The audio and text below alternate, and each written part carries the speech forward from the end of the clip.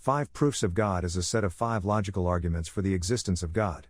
Thomas Aquinas was a 13th century theologian and philosopher, and one of the most influential and important figures in the history of Christianity.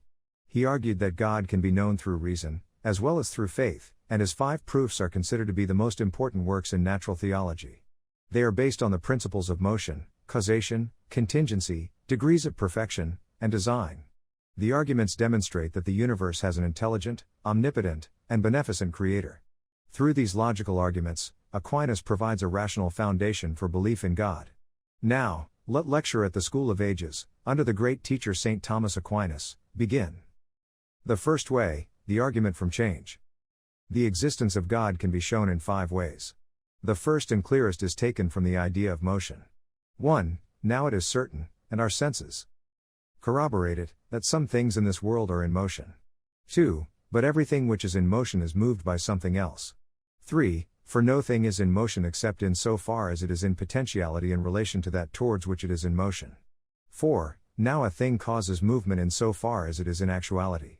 For to cause movement is nothing else than to bring something from potentiality to actuality, but a thing cannot be brought from potentiality to actuality except by something which exists in actuality, as, for example, that which is hot in actuality, like fire, makes wood, which is only hot in potentiality, to be hot in actuality, and thereby causes movement in it and alters it. 5. But it is not possible that the same thing should be at the same time in actuality and potentiality in relation to the same thing, but only in relation to different things, for what is hot in actuality cannot at the same time be hot in potentiality, though it is at the same time cold in potentiality. 6. It is impossible, therefore, that in relation to the same thing and in the same way anything should both cause movement and be caused, or that it should cause itself to move. 7. Everything therefore that is in motion must be moved by something else. If therefore the thing which causes it to move be in motion, this too must be moved by something else, and so on. 8. But we cannot proceed to infinity in this way, because in that case there would be no first mover, and in consequence, neither would there be any other mover, for secondary movers do not cause movement except they be moved by a first mover, as, for example, a stick cannot cause movement unless it is moved by the hand. Therefore it is necessary to stop at some first mover which is moved by nothing else. And this is what we all understand God to be. The second way, the argument from causation. The second way is taken from the idea of the efficient cause. 1. For we find that there is among material things a regular order of efficient causes.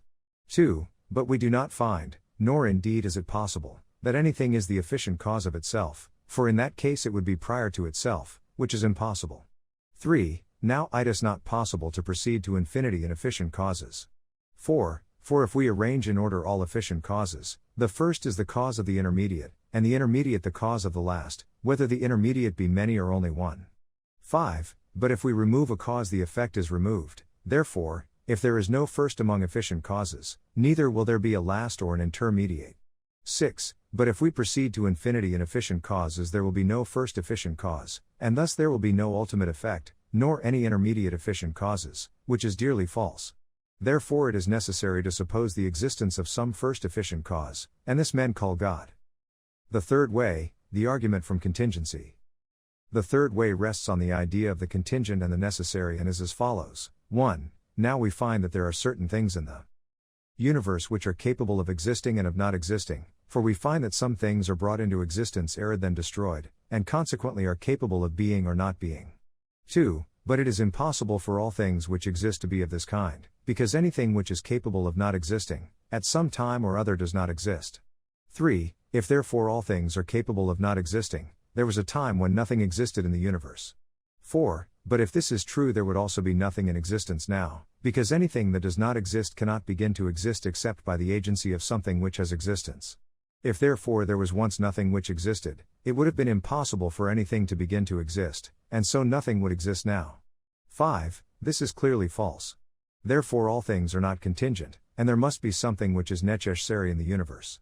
6. But everything which is necessary either has or has not the cause of its necessity from an outside source. Now it is not possible to proceed to infinity in necessary things which have a cause of their necessity, as has been proved in the case of efficient causes. Therefore it is necessary to suppose the existence of something which is necessary in itself, not having the cause of its necessity from any outside source, but which is the cause of necessity in others. and this something we call God. The fourth way, the argument from degrees of excellence. The fourth way is taken from the degrees which are found in things. 1. For among different things we find that one is more or less good or true or noble, and likewise in the case of other things of this kind.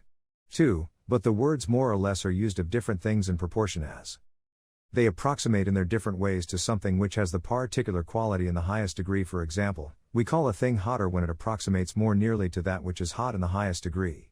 There is therefore something which is true in the highest degree, good in the highest degree, and noble in the highest degree. 3. And consequently there must be also something which has being in the highest degree. For things which are true in the highest degree also have being in the highest degree, see Aristotle, Metaphysics, 2. 4. But anything which has a certain quality of any kind in the highest degree is also the cause of all things of that kind, as, for example, fire which is hot in the highest degree is the cause of all hot things, as is said in the same book. 5. Therefore there exists something which is the cause of being, and goodness, and of every perfection in all existing things, and this we call God. The fifth way, the argument from harmony. The fifth way is taken from the way in which nature is governed. 1. For we observe that certain things which lack knowledge, such as natural bodies, work for an end. This is obvious, because they always, or at any rate very frequently, operate in the same way so as to attain the best possible result. 2. Hence it is clear that they do not arrive at their goal by chance, but by purpose. 3. But those things which have no knowledge do not move towards a goal unless they are guided by someone or something which does possess knowledge and intelligence, an arrow by an archer. Therefore, there does exist something which possesses intelligence by which all natural things are directed to their goal, and this we call God.